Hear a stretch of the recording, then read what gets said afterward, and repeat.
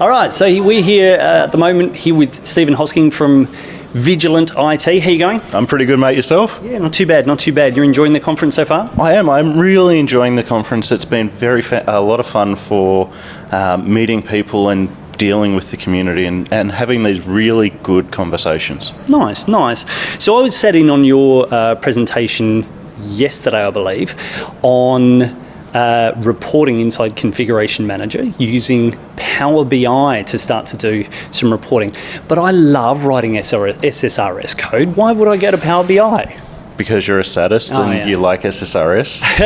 That's true, that's true. I thought this was really powerful. I thought this was a really, really good presentation about how we can actually start to visualize a lot of the cool and rich data that we get in Configuration Manager that we could never really easily put our fingers on before. Yeah, and that's a very good point. So with Power BI, obviously you have the ability to use analyze the content or analyze the data set that literally will go and use Microsoft's machine learning technology and bring that information back. It's really powerful and robust in that. So what you do is you upload your data into Power BI and you let it crunch it. You get standard out-of-the-box reports with the Power BI Solution template from Microsoft for SCCM, and it works really well. Very, very cool. So let's have a look at the Solution Accelerator here and see what we can see. Yep. Cool. So what we've got here on my screen, as you'll see, is I've got my Config Manager console open. I can go in and bring up all of my devices. So currently we have 120 devices. So this is our test demo environment.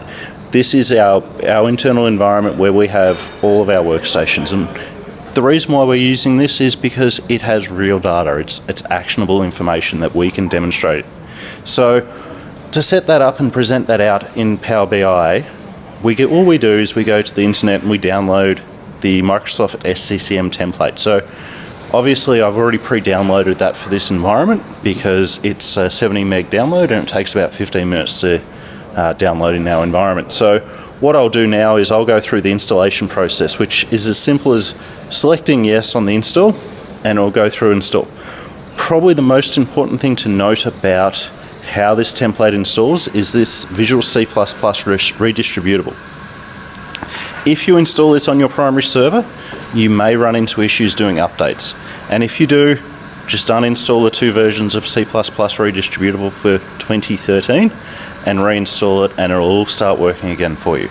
So you're safe enough to be able to install this on a server that's not your Config Manager primary server? 100%. So if you're going to install this in production, don't put it on your primary server today. Mm-hmm. There's a ticket open with Microsoft that they're going to fix this, hopefully.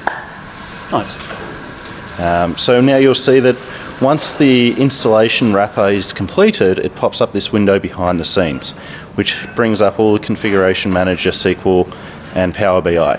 So in this demo, we're going to ignore the fact that there's a new version because we know that this version works in our environment. So in this demo, we're going to set it up to use the on-premises SQL data server for SCCM and then pipe it up to Power BI. So we're not going to have a live data connection set up because we're not using the Power BI gateway. If you're wanting to have constant data, you need to set up a Power BI gateway, and I'd recommend using a SQL database in Azure. Oh. So what we'll do is we'll go next, and at this point here, we validate the user object. So we tick the box and we put in our password, and we then hit validate. So that will go through and make sure the user object has permissions to the SQL server that we're working on, permission to the SCCM environment. And it uses PowerShell 5 behind the scenes on this. So that's probably a very important thing when you're looking at installing this Power BI solution template. Make sure you read through the requirements because they are hard requirements. So we go next because it validated. And at this point here, we install our server name. So I'll put in my server name, and we validate that. Again, this is going to be going to the SCCM server itself to validate that we have permission to it and that it is actually a SQL server. So at this point, you're actually putting in your SCCM SQL server, not your SCCM site server. So we go in here and we select our database, which is the CMOTG in our environment, and we go next. And at this point, we're validating that we have permission to that database to be able to extract the data. So the information is pulled from the database and not from the SMS provider. So this is much the same as how it works with SQL reporting services.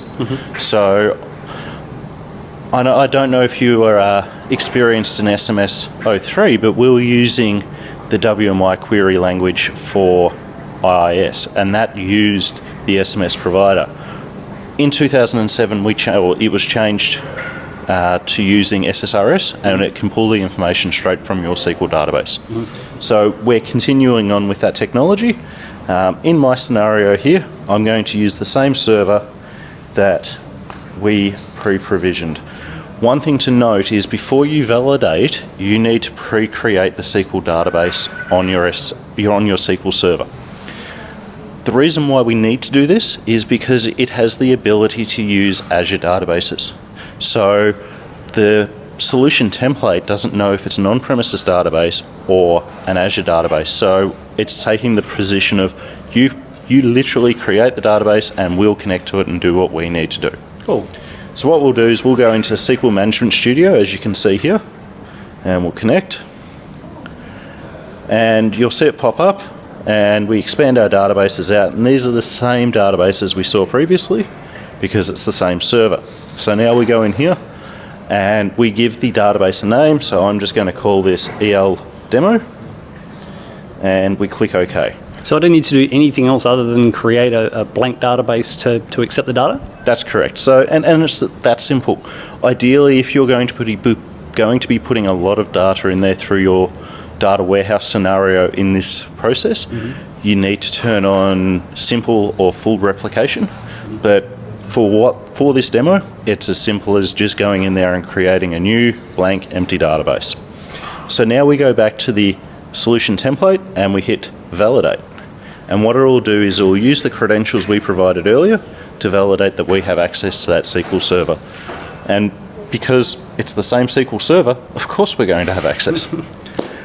So this takes a little bit of time because what it's also doing is it's pulling back the list of all the databases on that server so we can pull and select the database that we've just created. So this will go through and validate. Obviously, it will bring back the list of all the databases that we've pre-created, and we hit the drop down again and we'll see our new database that we've created, which is EL demo right here. And we just hit next, and it will go through the process of going and validating that everything is correct with that database. So it will just work. It is that simple. The next phase that we're looking at is how it's going to replicate the data out. Cool. So how much do I need to know about Power BI before I even start to look at this kind of a template? You don't. And that's the power of this solution is you literally can just use this template, fire up Power BI desktop, and it allows you to go off and do everything. Nice. It is that simple. At the end of this solution or at the end of this installation, you get given a PBIX or a Power BI installation experience, and it will pop up on your computer in the desktop and it'll have all that data in there for you and you upload it into Power BI. So we can see here it's giving us the ability to configure our replication, how often we pull the information off the SCCM server and put it into our database, which then is presented to the Power BI platform. So for this scenario, I'm going to leave it as the default. So all we do here is we hit validate and it just goes, yeah, everything's good because we didn't change anything. And we go next. And as you can see, it's verified everything. We tick and go, yep, that's all the correct information, and we hit run, and it will go through and set up the Power BI database, as well as the PBIX and everything that is required around that solution. So this takes about a minute, maybe two, not even. So you can see here it's setting up any components that are required to be installed, and from there, it will then create the destination script and it will prompt us to save our PBIX file, as we were discussing earlier. So this is just going through and creating the scheduled task and setting up the program data information. So as we wait for progress bars to complete like we always do in half of our life in IT? Progress bars? I've never seen them in Config Manager. Never. I normally use the /quiet. Aha.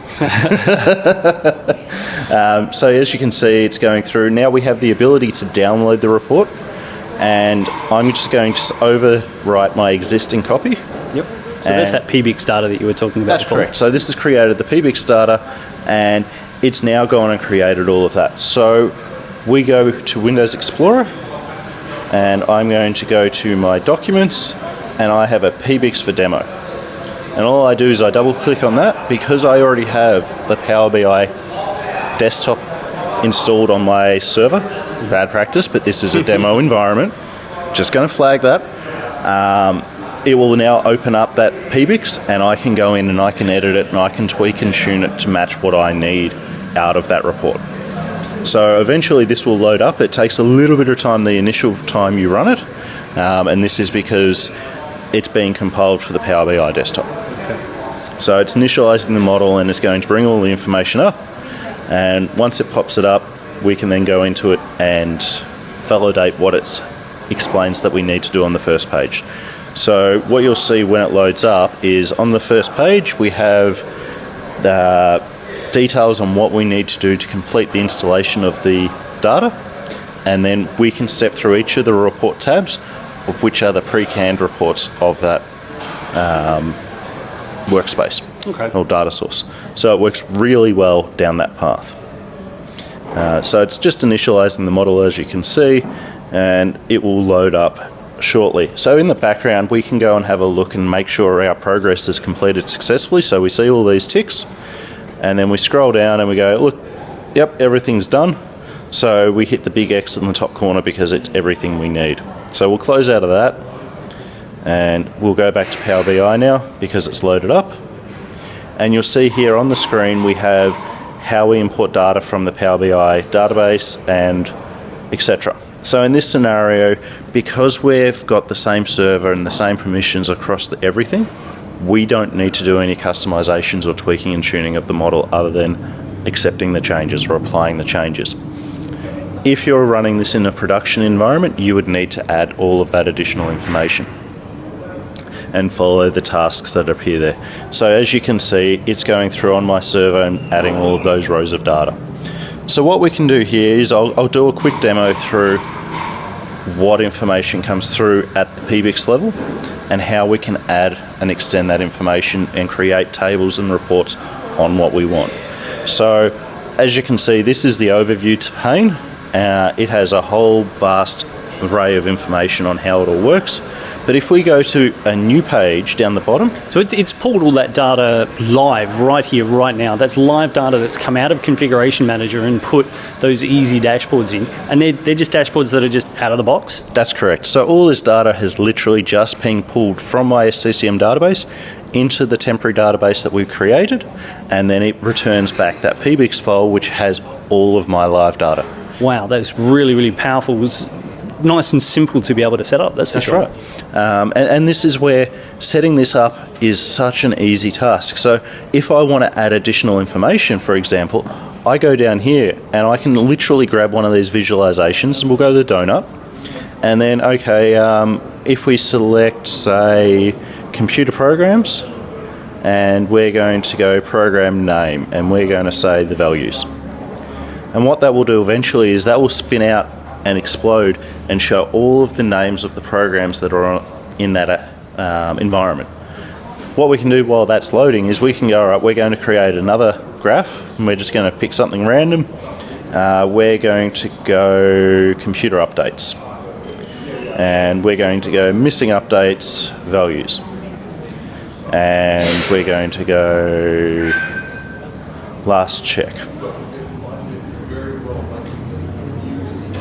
Now, I'm an Excel guy from way back, and I love my Power Pivot tables and everything like that looks inside Excel. This looks very, very similar to the sort of approach that Power Pivot sort of uses. Is that right? That's correct. So the team that actually created Power Pivot, Power Query, and all of the Power components for Excel also created Power BI.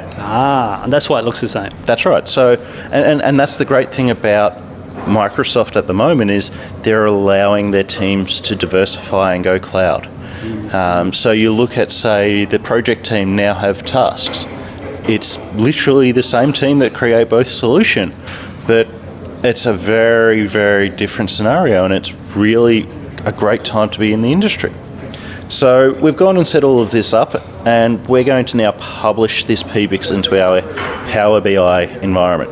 So one of the really powerful things with Power BI is, if you're not aware, you can literally publish this data anywhere.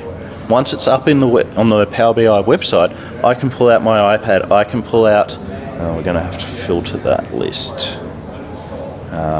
So I'm going to select my Power BI destination as a workspace, and it'll go through.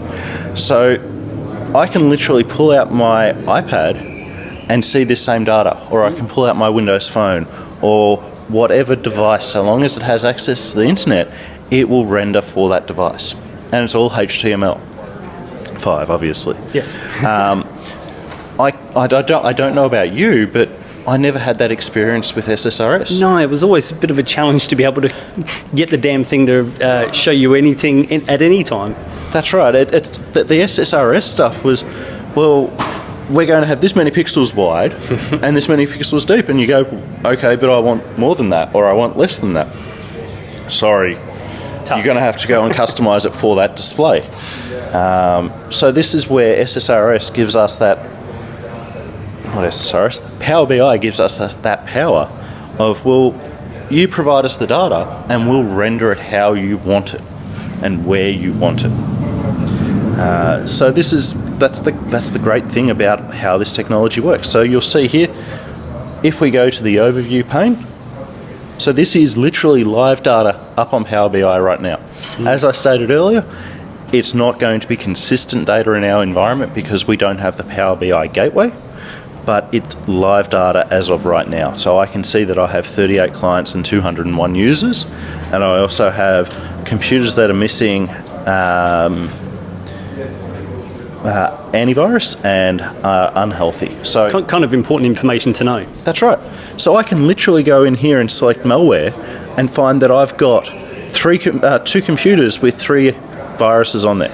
And I can go and drill into that information and go, all right, well, no action required. Give me more information about that. And what that means is my AV's already cleared that up.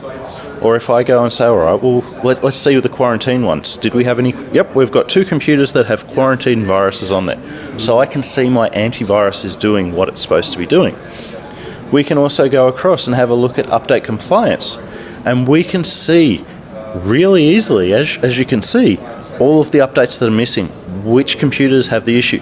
And on the right-hand side here, we can select which bulletin we're most concerned about, including a search, and find out whether there's computers missing it. And if they are, it all comes up contextually here. So we know straight away what computer's missing that update and how it all works.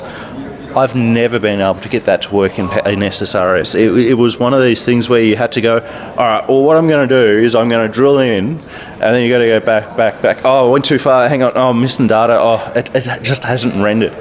And I think the thing to really sort of reiterate is the fact that we've done no SQL at this point. We haven't tried to link tables or work out where this data's come from. We've literally downloaded a template, installed this, and rendered it to Power BI, and there's all the rich data that we actually get. That's right. That's exactly the point. This is all straight out of the box, no fuss, no mess. It's just working. What you've seen here in 15-20 minutes is what you can do in your environment. Excellent. And we can expose different components of this to different parts of the business. So if I want to give the security team just the security thing so they can drill down on malware, we can do that as well? That's correct. So, and this is where Power BI gets really its name from, is the ability to go, I want this page of this report available to this user. And it's available for that. Awesome. And but we take it to that next level and go, well, I'm going to provide you, Mr. Security Guy, the data set. And you can slice and dice it how you want. What's the biggest issue that we've always had with SSRS and security reporting is each security officer wants it slightly different. And that's why you never found a consistent report for security and patching from the default out-of-the-box solutions. Excellent. Well, thank you very much for your time today. I think that was a really, really good demonstration. If you do have Configuration Manager, if you do have problems with the reporting, which if you've got Configuration Manager, you will have issues with the reporting, I really encourage you to have a look at this, have it download, get it running in your environment, and show your management the sorts of power, the information that you can get back out of your products. Thank you very much for your time. Thank you very much.